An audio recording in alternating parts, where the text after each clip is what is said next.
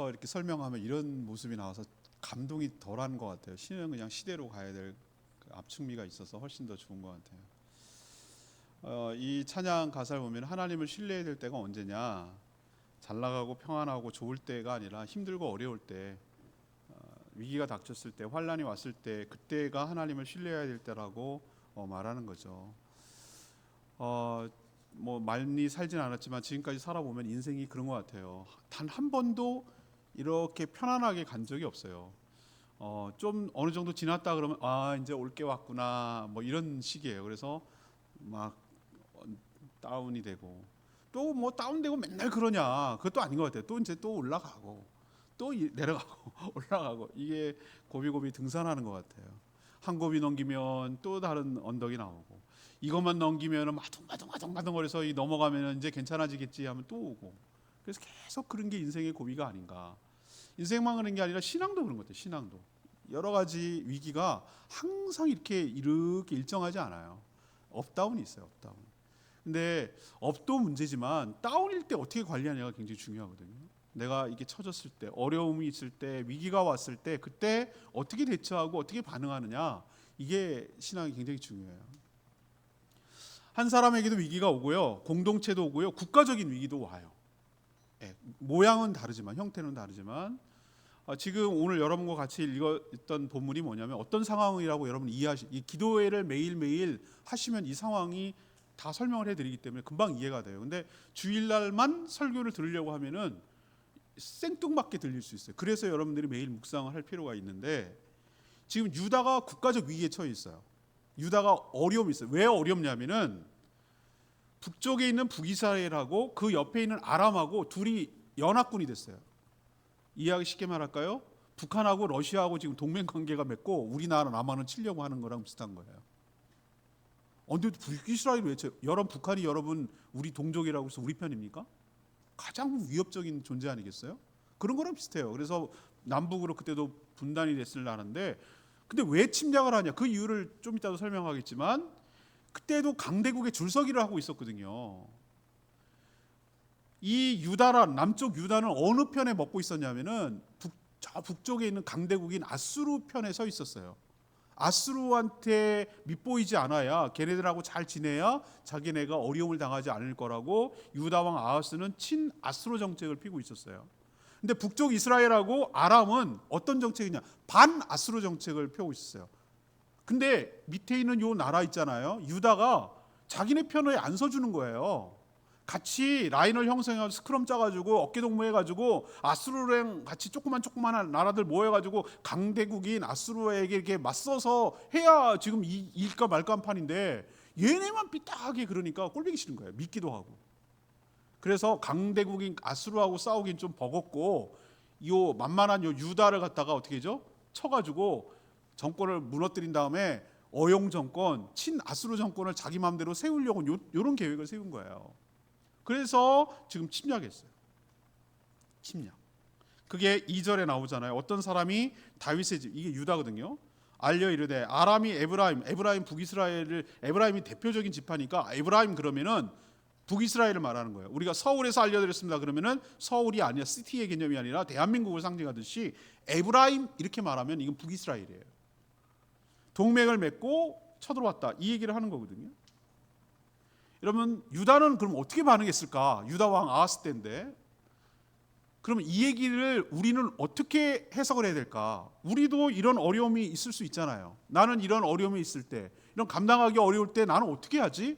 이것을 통해서 여러분 오늘 교훈을 얻게 되기를 바라고, 인생의 위기가 왔을 때 오늘 말씀을 교훈 삼아서 지혜롭게 슬기롭게 승리하는 길로 이겨내는, 극복하고 넘어서는 저와 여러분 되기를 바랍니다. 자, 첫 번째, 당황하지 말고 하나님의 말씀을 들으라. 이게 첫 번째 우리가 위기에 닥쳤을 때 취해야 될 태도예요. 옛날에 저는 개그 프로 한때 유행했었잖아요. 여러분 이거 기억하는 사람 매니아인데, 각기도 그 코너 여러분 생각나세요? 막 뭐 딱딱딱 이렇게 막 둘이 대련 약속 대련 하는 거예요. 막 하면은 뭐라 그러죠? 당황하지 말고 뭐 이거예요. 웃는 사람은 아는데 이거 모르는 사람은 이게 개그를 이해를 못하는 사람이에요. 그 당황하지 말고, 이게 중요해요. 여기 포인트는 당황하지 말고 어떻게 해. 근데 말이 쉽지. 막 여러 가지 어려움들이 막 한꺼번에 다가오면 그게 어떻게 당황하지 않을 수가 있냐고요. 예? 저는 그나마 그래도 집사람은 피를 보면은 내 신혼 초에 나 정말 그 아직도 안 잊어버려요. 막 부모님들 식사 대접한다 요리를 하는데 긴장을 했겠죠. 그런데 손을 뱄어. 그게 첫날이었어요. 첫날 신혼여행 갔다 와가지고 대접한다고 하는데 손을 뱄는데 기절하려고 그러는 거예요. 내가 그거 보고 내가 놀랐어. 내가 사람이 그렇게도 될 수 있구나. 그렇지. 이 피를 보면 사람이 이렇게 딱 쓰러지는 사람이 있어요. 그냥 보기만 해도 너무 쇼크 받아가지고. 그러면 나라도 침착해야 되잖아요. 이성적으로 판단할 사람이 있어야 되잖아요. 그거를 좀 제어를 할 수 있는 사람이 있어야지. 같이 이렇게 하면 큰일 나는 거예요. 그런데 우리가 요즘 큰 이슈가 되고 있는 게 뭐냐면 급발진 사고예요.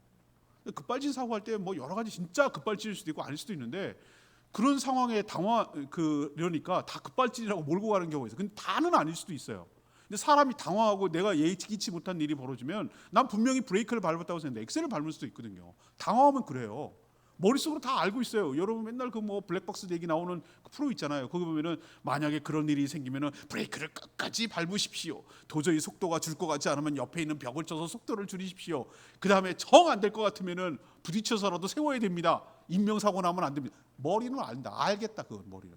그건 다 침착하고 이성이 있을 때 얘기지. 막상 여러분 그런 일을 당해보세요. 내 일이라고 생각해보세요. 그게 막상 얘기처럼 되는가 이거죠. 뭐 그 사람들이 그러고 싶어서 그랬겠냐고요? 그런 거예요. 그런 거예요. 위기가 올 때 이렇게 당황하기가 쉬워요.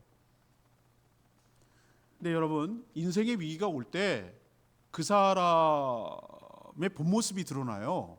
여러분도 막 당황하거나 어려운 일이 있을 때 평상시는 교양 있는 서울 말씨를 쓰잖아요. 그러다가 아주 당황스럽거나 마음이 해제되거나 풀리면은 본성적으로 자기가 어렸을 때 쓰던 말이 막 나오거든요. 어머 저 사람 경상도 사람이었어? 티가 팍팍 나네.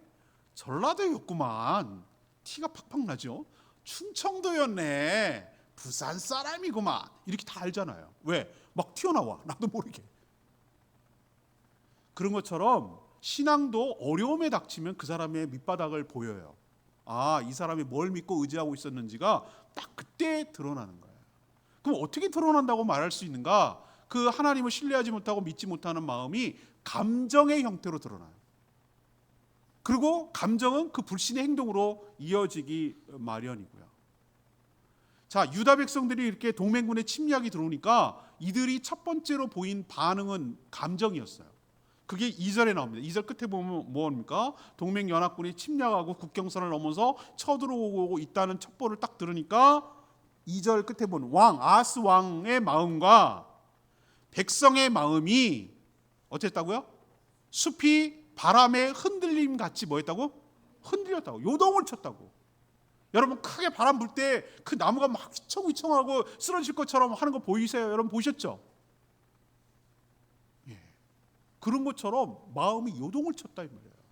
그걸 지금 빗대서 설명하는 거예요. 그리고 4절 끝에 보면은 이들이 뭐예요? 두려워하고 낙심했다는 것을 알 수 있어요. 하나님 나한테 왜 이렇게 시련을 주시고 그러세요? 내가 뭘 잘못했다고 그러세요? 이렇게 막 낙심이 들고 시험이 들고 또 그 어떻게 이걸 감당해야 될지 막 두렵기 시작하는 거예요. 그러면서 나타나는 행동은 뭐냐? 이 불신의 감정은 이런 상태고 요동을 치고 두렵고 낙심이 되고 뭐 염려가 되고 원망이 되고 막 이런 게 이제 내 불신의 모습으로 나타나고 그럼 행동은 어떻게 나타나는가? 바빠요, 바빠. 부산해. 왜? 이거를 막아보려고 자기 인간적인 방법을 다 할 수 있는 방법을 다 쓰는 거예요. 그걸 어떻게 할 수 있는가? 3절 보시면 3절 보면 뭐 했습니까? 그때에 이사야가 아하스 왕을 만나는데 아하스 왕은 뭐 하고 있었을까요?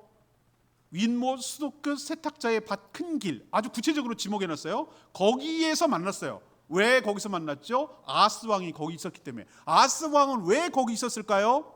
지금 전쟁 준비하는 거예요. 전쟁할 때 지금 쳐들어오면은 예루살렘 성벽을 다 둘러쌀 거란 말이에요. 포위해서 꼼짝도 못하고 뭐 들어가고 나가는 거 하나도 없게 만들고 고립작전을 해서 항복하게 만드는 게 옛날 고전적인 방법이거든요. 물론 토성을 쌓아가지고 넘어가가지고 공격하는 방법도 있지만 그 시간이 오래 걸리고 그러니까 딱 포위부터 해요. 일단은 포위할 때 가장 수비하는 입장에서 제일 시급하게 확보돼야 되는 게 식량하고 물이에요. 식량을 확보해야 되거든요. 그리고 또 하나는 뭐죠? 물을 확보해야 돼요. 물 끊기면 끝이에요. 그래서 지금 수로공사하는 거예요. 수로공사. 물이 들어오는 거였다가 안으로 성벽 안까지 들어오게 하느라고 지금 토목공사를 하고 급하니까 긴급하게 들어온다는 얘기를 하니까 이것부터 손을 봐야 되겠다고 생각하고 왕이 직접 진두지휘하고 있어요. 토목공사를. 지금 뭐 하고 있습니까? 대비하고 있는 거예요. 우리도 인생에 어려움이 있고 막 오면은 일단은 뭐 하냐면 부산해져. 요란해져. 막 전방위적으로 난리를 쳐. 어떻게 할지 모르고 막 전화 걸기 시작해. 사람한테 의지하기 시작하죠. 아 형님 나 좀 도와주세요. 한 번만 땡겨주세요. 3천만 땡겨주시라고요. 아버지 지금 급해. 요것만 좀 막아주세요. 대출 됩니까? 바빠.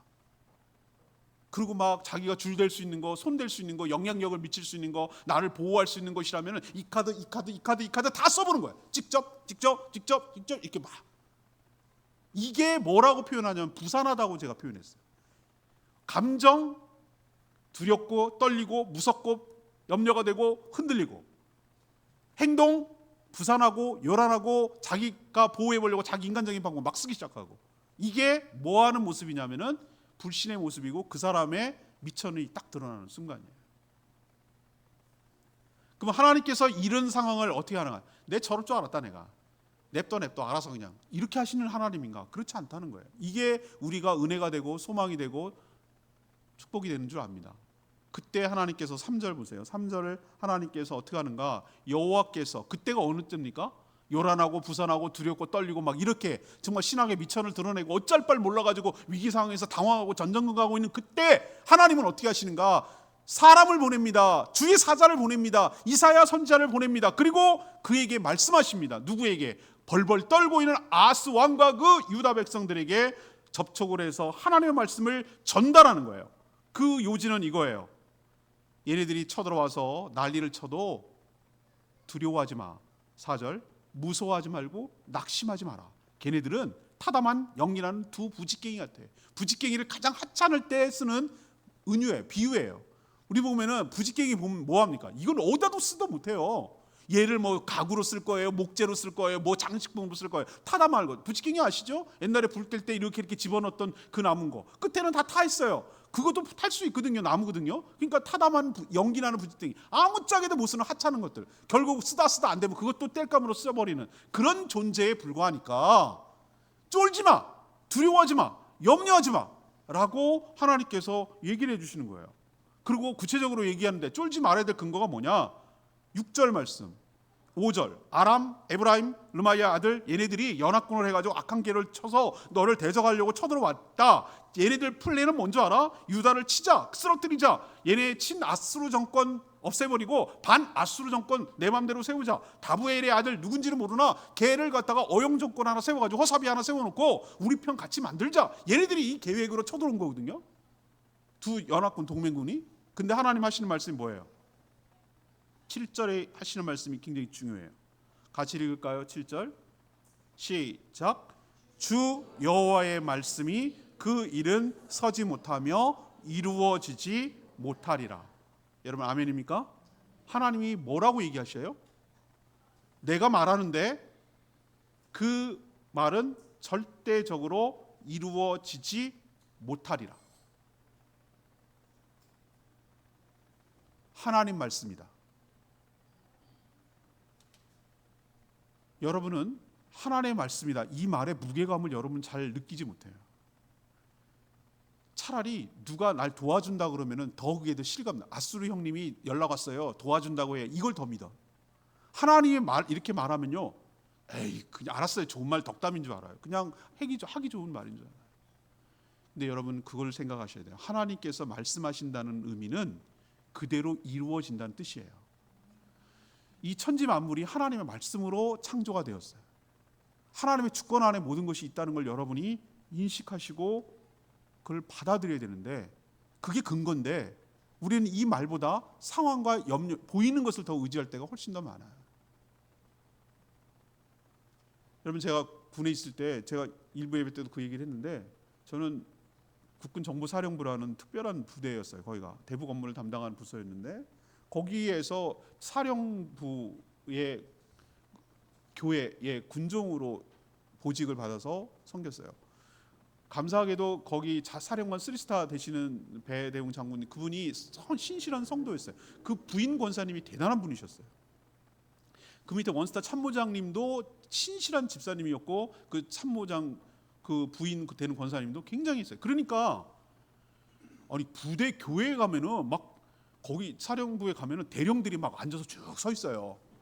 대단한 분들이거든요. 왜냐하면 사령관하고 참모장이 다 성도예요. 그러니까 얼굴 도장 찍으려고 막 주일날 예배에 막 문정성시를 이룹니다. 난 11조가 그렇게 많이 나오는 교회 처음 봤어. 나는 군대 교회가 그런 교회에서 있는데 제가 참 이쁨을 많이 받았는데 그 사령관님이 하는 걸 내가 옆에서 지켜볼 기회가 있었어요. 감히 이 사병 나부랭이가.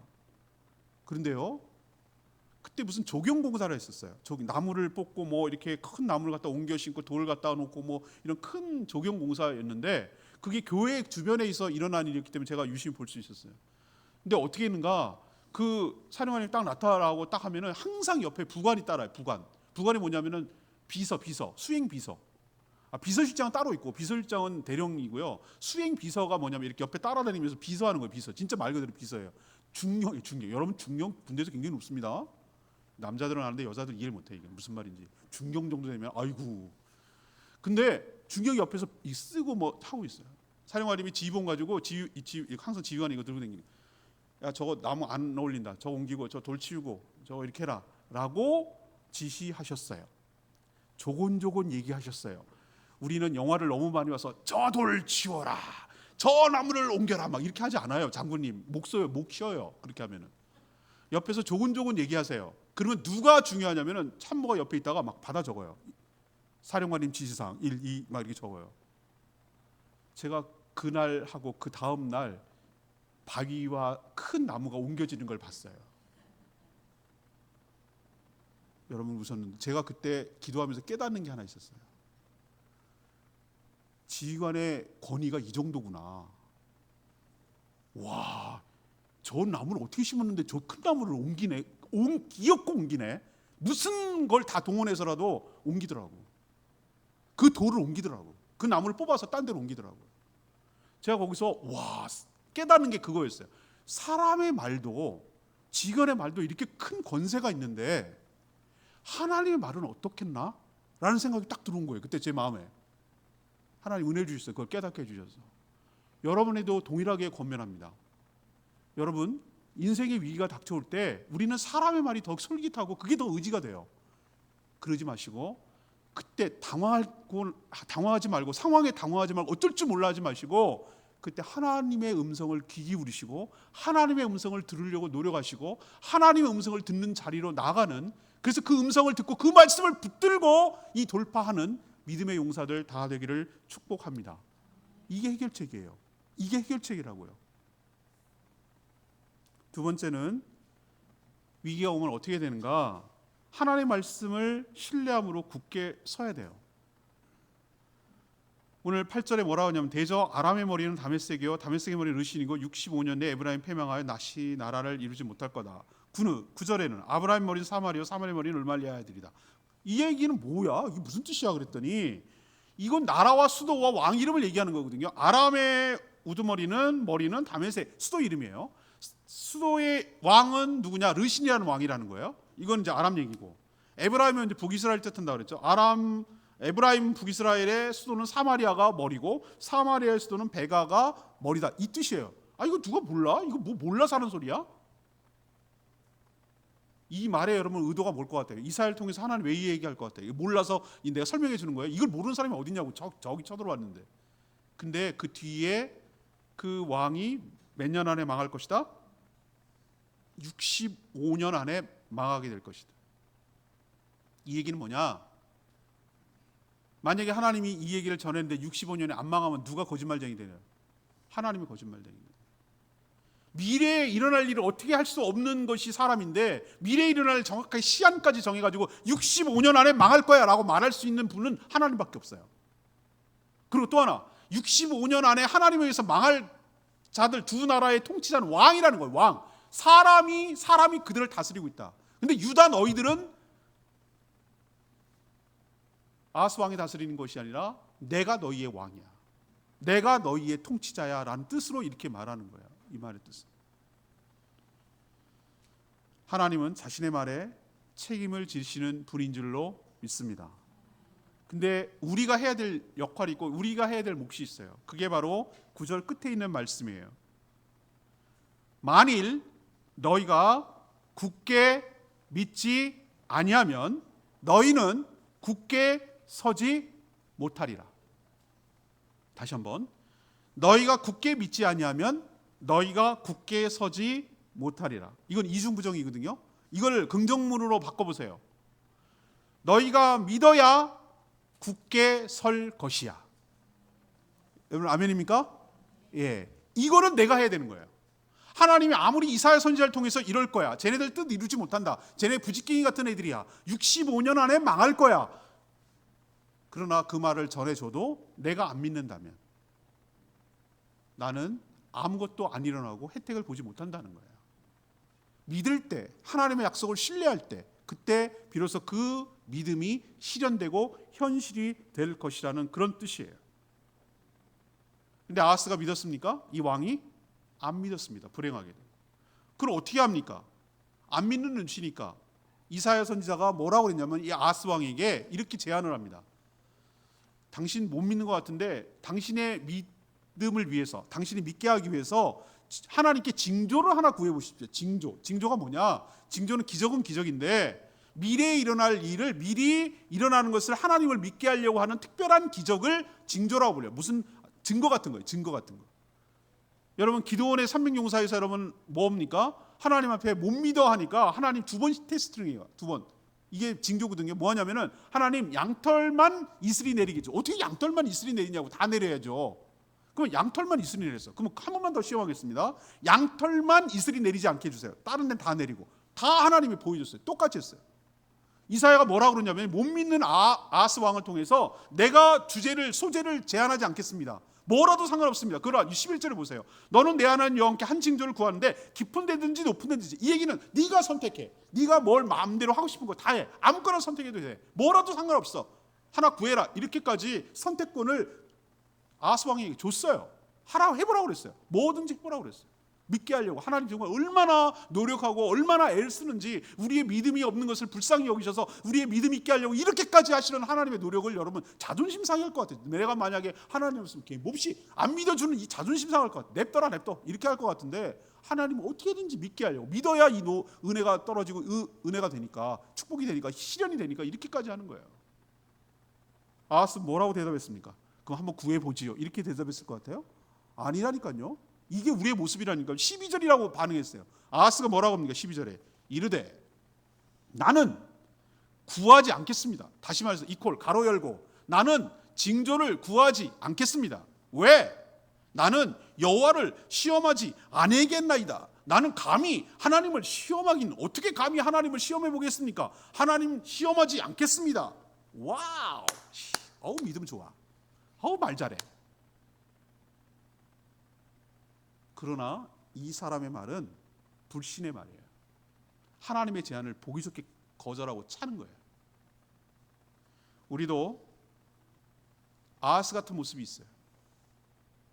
겉으로는 믿음 있고 신앙 있고 굉장히 포장하게 능숙능란하게 잘해요. 오래오래 신앙하면 신앙할수록, 신앙생활하면 교회생활 하면 할수록 굉장히 이런 거에서 능숙해요. 제가 그럴 수 있어요. 어떻게 말해야 되는지 알아요. 기도해 보겠습니다. 아주 온유한 빛을 쳐야 돼요. 여기다 얼굴을 이렇게. 그럼요. 잘 될 줄로 믿습니다. 모든 것이 잘 풀릴 겁니다. 걱정하지 마세요. 기도해 보겠습니다. 이런 말을 내가 조롱하는 건 아니지만 이런 식으로 빠져나갈 수 있단 말이죠. 그러나 실제로는 믿지 않는 거예요. 하나님 말 안 믿는 거예요.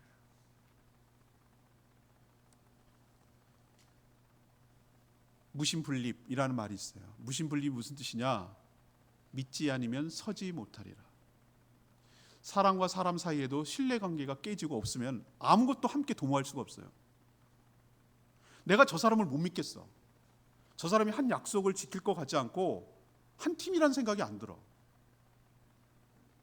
여러 가지 정황상 저 사람이 어떻게 나올지 예측할 수가 없어요. 저 사람이 정말 나를 위하고 교회를 위하는지 알 수가 없어. 신뢰가 안 생겨. 신뢰갈 만한 행동과 시간이 좀 지나야 되는데 시간이 짧을 수도 있고 신뢰갈 만한 행동을 하지 않았어요. 자꾸 자살골 넣는 것 같아. 그런 마음이 들 때 신뢰가 생기겠어요? 신뢰가 없으면 그분하고 어떤 일을 같이 할 수 있겠어요? 못합니다. 사람과 사람 사이에 그래요. 아니 교회만이 아니라 모든 인간관계가 다 그렇다고. 신뢰하지 않으면 어떤 일을 같이 못해요. 그게 뭐 동업이 됐든 뭐 친교가 됐든 뭐가 됐든 간에 신뢰하지 못하는 사람하고 같이 있기가 되게 무서워요. 저 사람 무슨 흑심이 있지? 무슨 의도가 있지? 어떻게 배신할지 모르는데 어떻게 뒤통수를 치고 어떤 식으로 나올지 모르는데 내가 나를 보호하기 위해서 저 사람하고 무슨 일을 함께 할 수 있겠어요? 못합니다. 사람과 사람 사이에도 신뢰가 없으면 그럴진데 하나님과 사람 사이에 신뢰가 없으면 무슨 일을 하나님께서 행할 수가 있겠어요? 아무 일도 못합니다. 신뢰하지 못하는 사람하고 무슨 일을 하나님이 하겠어요? 나를 못 믿겠다는데 하나님이 저 사람하고 어떤 일을 도모할 수가 있겠어요? 여러분 히브리서 11장 6절에 굉장히 귀한 말씀 여러분 아시죠? 믿음이 없으면 하나님을 기쁘시게 하지 못하나니 그랬어요. 믿음이 없으면 하나님을 기쁘게 못한대요. 그럼 거꾸로 뒤집어 말하면 믿음이 있어야 하나님을 기쁘시게 할 수 있다는 얘기예요. 그러면 뭘 믿어야 되는가? 두 가지를 얘기했어요. 그 11장 6절에 자 믿음이 있는 자는 하나님께 나아갈 때 하나님이 계신 것과 일단 하나님 계신 것을 믿어야 돼요. 두 번째 그를 찾는 자에게 상 주시는 이심을 믿어야 할지니라. 여러분 아멘이죠? 이거예요. 이런 기본 이건 베이직 믿음이라고 그래요. 가장 기초적인 믿음. 첫 번째 하나님이 시퍼렇게 살아계시다는 걸 믿어야 돼요.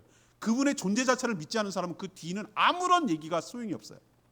하나님이 계시다. 내 얘기를 들으신다. 내 기도를 들으신다는 이게 기본 믿음. 이거 기본 믿음이에요. 믿음에 위에 쌓기 전에 아주 기본 베이직 믿음. 기초 믿음이라고 할 수 있어요. 하나님이 계시지 않는 사람에게 그 뒤에 아무런 믿음은 의미가 없어요. 근데 또 하나 그 믿음이 있다면 하나님 계시다는 걸 믿는다면 하나님을 찾고 구하고 의지하는 자에게 하나님을 의지하는 자에게 하나님께 간구하는 자에게 하나님이 좋은 상은 개근상 무슨 상 이런 개념이 아니라 나의 기도에 대한 응답 나에게 가장 좋은 것을 주시는 것을 상이라고 표현한 거예요. 하나님께 간구하고 기도하는 자에게 하나님이 좋은 것 상을 너에게 주실 줄로 믿고 나갈 때 하나님의 기쁨이 될 줄로 믿습니다. 그래서 9절 끝에 이런 말씀을 하신 거예요. 뭐라고 합니까? 너희가 굳게 믿지 아니하면 너희는 굳게 서지 못하리라. 이 말을 그래서 하는 거예요. 여러분 인생의 위기와 어려움이 왔을 때 어떻게 해야 되냐면은 하나님의 주신 말씀 하나님이 나에게 주신 레마의 말씀 하나님이 나에게 특별히 주신 말씀을 꼭 붙들고 그 말씀이 나의 삶 가운데 이루어질 줄로 믿습니다 라는 굳게 믿는 것이 말씀을 믿는 것이 곧 하나님을 믿는 것이에요. 하나님의 말씀을 믿을 때 내가 흔들리지 않고 바람에 나는 요동처럼 이렇게 흔들흔들거리고 막 휘청휘청거리지 않고 내가 비로소 굳게 서게 될 줄로 믿습니다. 굳게 설 때 나에게 닥쳐오는 여러 가지 환난과 어려움과 역풍을 내가 맞서서 돌파하며 주와 함께 날아오를 수 있게 될 줄 믿습니다. 이게 위기를 돌파하는 방법이에요. 세 번째, 우리의 인생에 위기가 왔을 때 기억해야 될 사실이 하나 있는데 하나님을 불신한 대가를 치르게 된다는 거 명심하셔야 돼요. 우리 이렇게 생각합니다. 하나님을 믿으면 좋지. 하나님 믿으면 그런 축복이 있지라는 거를 믿었어요. 근데 요건 생각 안 해요. 하나님을 안 믿으면 그냥 본전이지 중간은 가지 아무 일도 없지 이렇게 생각하는데 착각이에요. 하나님을 믿지 않은 대가를 치릅니다. 그걸 오늘 지금 끝에 부분에 설명하고 있어요. 이사야가 책망합니다. 뭐라고 책망합니까? 13절. 이사야가 이르되 다윗의 집이여 왜 아하스를 다윗의 집이라고 합니까? 당신 왕가 정신 차리고 다윗의 가문 잘 들어라. 이 얘기 하나님께 지금 화가 나셨어요. 뭐라고 하는데 들을지어다. 너희가 사람을 괴롭히고도 그것을 작은 일로 여겨가지고 지금 나의 하나님을 괴롭히려 하느냐? 이 말은 하나님께서 뭐 하는 거예요? 불신하면 하나님의 계획을 믿지 않으면 하나님을 뭐하게 하는 거라고? 괴롭히는 일이라는 거예요. 하나님을 멸시하는 일이라는 거예요. 하나님이 징조를 알아서 해보라고까지 제안하는데도 그걸 걷어차는 것은 하나님을 멸시하고 하나님을 힘들게 하고 하나님을 어렵게 하는 거라는 거예요. 불신이 이렇게 악영향을 끼치고 하나님을 정말 하게 하는 거예요. 하나님 할 때 할 짓이 아닌 게 이 불신이라는 걸 여기서 보여주는 거예요. 자, 그러면 우리 하나 기억합시다. 그럼 하나님께서 얘네가 안 믿으니까 그럼 하나님이 포기하는가? 하나님의 구원의 계획은 무산되는가? 그렇지 않습니다. 하나님의 계획은 하나님이 my way, 하나님의 길은 갑니다. 우리와 상관없어요. 우리가 믿든 안 믿든 상관없이 하나님의 전체 구원 계획은 플랜은 계속 갑니다. 우리가 안 한다고 하나님의 일이 무산되고 그르치느냐? 천만의 말씀. 여러분 오해하지 말아야 돼요. 여러분이 아니어도 하나님의 뜻은 이루어지고 여러분이 아니어도 하나님의 교회는 세워질 줄로 압니다. 근데 불신하는 사람은 거기에 기여한 바가 전혀 없는 것이지. 아무런 관여가 없고 아무런 상관없게 되는 거죠. 그래서 하나님께서 자신의 계획을 분명하게 보여주고 믿게 하려고 징조를 스스로 제안을 합니다. 학자들은 이 징조가 이사야의 부인에게, 그러니까 약혼자에게 일어난 일이라고 하는데, 이게 나중에 뭐가 됐냐면은 하나님은 벌써 이 얘기를 통해서 먼 훗날 메시아의 탄생과 메시아를 통해서 이루어질 구원을 갖다가 이 타이밍에 얘기를 해놓고 계세요. 징조가 이거였어요. 처녀가 아들을 낳을 것이고 아들의 이름을 임마누엘이라고 해라.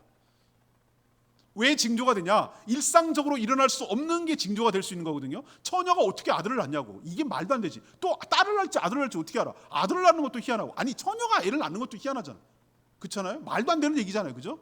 요즘 뭐 시험관하기 어쩌고저쩌고 그러는데 그런 거 말고 자연스럽게 안 되는 일이잖아요. 불가능한 일, 자연적으로.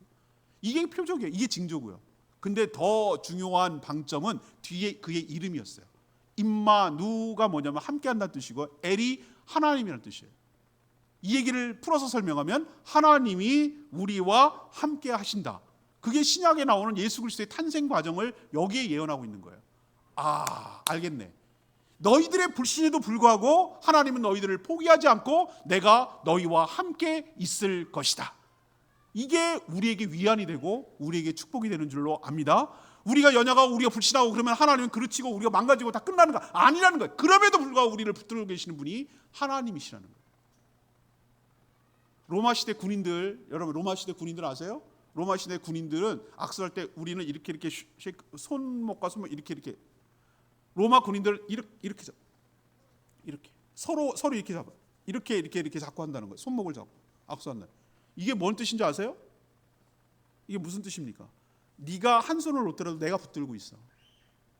내가 너의 지지해주고 보호해주는 자께, 너도 나의 그런 존재고 나도 너의 그런 존재야. 우리는 운명을 같이 하는 그런 존재야 라는 뜻으로 악수를 쉐이크를 이렇게 하는 거예요. 맞아요. 우리는 하나님 놔요. 믿음 없어서 놀 때가 있어요. 근데 하나님은 우리를 붙들고 계세요. 우리를 끌고 가세요. 우리와 함께 하세요.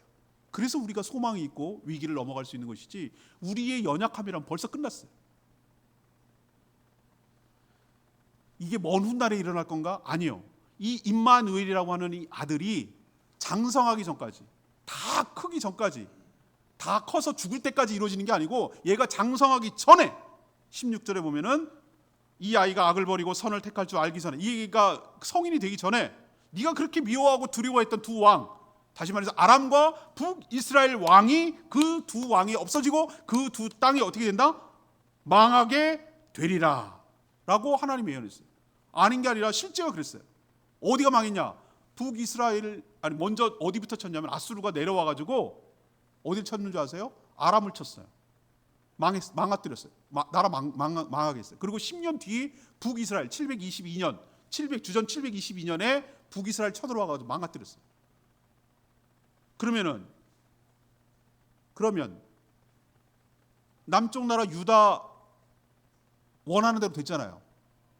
왜 이 유다가 뭘 믿고 있었냐면 아수를 믿고 있었거든요. 왜 아하스가 하나님 나는 징조 구하지 않겠습니까? 왜 그런 줄 아세요? 뒤에다가 뇌물 줬거든.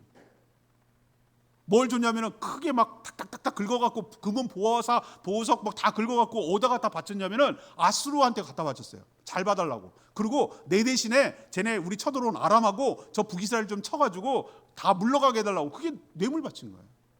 그러면 요까지만 하면은 유다의 뜻대로 성공한 것처럼 보여요.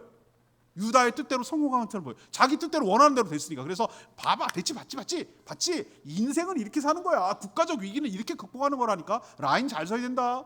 우리 미국 편 먹을까? 아니면 중국 편 먹을까? 러시아 편 먹을까?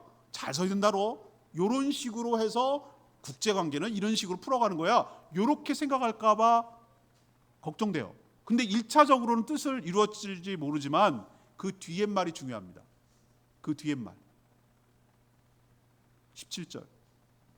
여호와께서 에브라임이 유다를 떠날 때, 이거는 남북으로 갈릴 때 얘기예요. 우리나라처럼 남북으로 분단될 때, 남쪽 나라 유다하고 북쪽 에브라임은 북쪽 이스라엘이거든요. 딱 그 갈라설 때부터 당하지 못했던, 이게 뭐냐면 너네들이 한 번도 경험해 보지 못한, 나를 너와 너 백성과 내 아버지 집에 임하게 될 건데, 그게 뭔지 아니? 곧 이퀄 그 얘기는 뭐냐면 아수르 왕이 오는 날이라. 이게 무슨 뜻일까요? 아수르 왕이 왜 온다는 얘기일까요? 아수르 왕이 야 우리 잘해봐 동생 잘 있었어 이러려고 올까요? 그래 잘 얻어먹었어 고마워 이러려고 올까요? 천만의 말씀, 조폭색의 의리, 그건 영화에서나 있는 얘기예요. 이해관계가 얽히면 어제의 동지가 오늘의 적이 되는 거고, 서로 이합집산해가지고 자기만 있는 세상이지 무슨 의리, 그거는 낭만적인 거는 영화나 있는 얘기예요. 아수르가 어떻게 했을까요? 다 치고 난 다음에 유다도 치는 거예요. 전 국토를 다, 성읍을 다 파편시키고 전부 다 정복하고 예루살렘만 딱 남겨놨어요.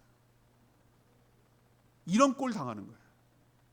악어 잘 애완용으로 키우다가 미안해 난 무는 거밖에 할 줄 몰라, 독사를 뱀으로 갖다가 애완용으로 키우다가 뱀이 물었어. 물을 줄 몰랐나? 독사가 하는 일은 그거거든요. 사자를 막 애완용으로 키워. 사도 나도 모르고 수틀리고 그러면 왕 물거든요. 사자가 물 줄 몰랐나? 너무나 순진하게 우리는 그렇게 생각할 때가 많고, 인간적인 방법으로 썼을 때 1차적으로 성공하면은 괜찮을 줄 알아요. 근데 여러분이 기억하셔야 될 게 하나 있는데, 하나님 대신에 다른 것을 의지하는 것, 그게 여러분 사람마다 각각 다 다르기 때문에 뭐라고 말할 수가 없어요. 어떤 사람은 그게 직업이고, 어떤 사람은 돈 쌓아놓은 거, 어떤 사람은 인맥이고, 어떤 사람은 자기 명예고, 어떤 사람은 자기 뭐 기술이고, 뭐라도 상관없어요. 그걸 내가 하나님보다 더 의지하고 있는 그 무엇 때문에 1차적인 목적은 달성될 수 있어요. 내 뜻대로, 내 계획대로 내가 나를 괴롭게 하고 나를 치는 사람을 물리치고 하는 내 방법, 내 인간적으로 지금까지 쌓아온 여러 가지 인간적인 방법이 통할 때가 있어요. 그렇지만 그걸로 끝나는 게 아니고, 하나님을 불신한 대가, 다시 말해서 내가 더 하나님보다 의지하고 있던 바로 그것 때문에 내가 당하는 거예요. 하나님은 굉장히 아프게 하세요. 내가 의지했던 그것, 내가 그렇게 믿고 의지하고 뇌물 갖다 바치고 그렇게 했던 그 아수르한테 당하는 거예요. 그게 너무 뼈 아파요. 이게 하나님을 불신한 대가를 이렇게 치르는 거예요. 그게 20절에 읽진 않았지만 면도칼로 싹싹싹 피부까지 벗겨지는 치욕을 당할 것이고, 껍데기 벗겨지는 거예요. 그렇게 귀하던 땅은 폭망해서 황무지로 바뀌는 것으로 당할 것이다. 이게 너희들이 하나님 대신에 아수르, 인간적인 방법, 다른 무언가를 의지했던 결과가 이거다라고 우리에게 교훈을 주고 있는 거예요. 오늘 여러분 명심하셔야 돼요. 불신의 대가는, 불신은 그냥 본전이 아니에요. 믿으면 좋은 거 일어나는 거 알겠어요. 그러면 믿지 않으면 본전? 천만의 말씀. 믿지 않으면 대가를 치른다고. 뭘? 내가 하나님 대신에 믿었던 걸로부터 되치기를 당하고, 배신당하고, 뼈 아픈 일을 당하고, 그것 때문에 내가 망하게 될 수도 있어요. 이거 우리 꼭 교훈 삼아 명심하며 살아가는 저희들 되기를 소망합니다. 오늘 말씀 결론 내리면 이겁니다. 우리는 어려움이 닥치면 어떻게 해야 될까? 인생에 어려움이 닥치면 어떻게 해야 될까? 오늘 말씀대로 하면은 분주하면 안 돼요. 전화통에 불나면 안 돼요. 이 사람 저 사람 붙들고 자기 하소연하면 안 돼요. 두려워하고 어쩔 줄 몰라가지고 막 약 먹고 막 그러면 안 돼요. 피해가지고 무서워가지고 이불 속에 들어가가지고 어쩔 바를 모르고 벌벌벌 떨고 있으면 안 돼요. 그건 믿음의 모습이 아니에요. 오히려 그럴 때 침묵하셔야 돼요. 오늘 뭐라고 그랬어요? 4절 이사야가 왕한테 한 말 기억하세요. 삼가라. 너는 그거 하지 마라. 삼가라. 그리고 조용하라. 삼가라. 조용하라. 떠들어대지 마. 난리치지 마. 동종 부르지 마. 어떻게 해? 어떻게 해? 이러지 마. 조용해. 그리고 뭐하라? 조용만 하라고? 아니죠. 하나님 앞에 나아가라. 하나님 앞에 무릎 꿇어라. 하나님이 말씀하실 때까지 기다려라. 침묵하고 하나님이 너에게 들려주신 말씀을 들을 때까지 그 앞에 머물러라는 거예요.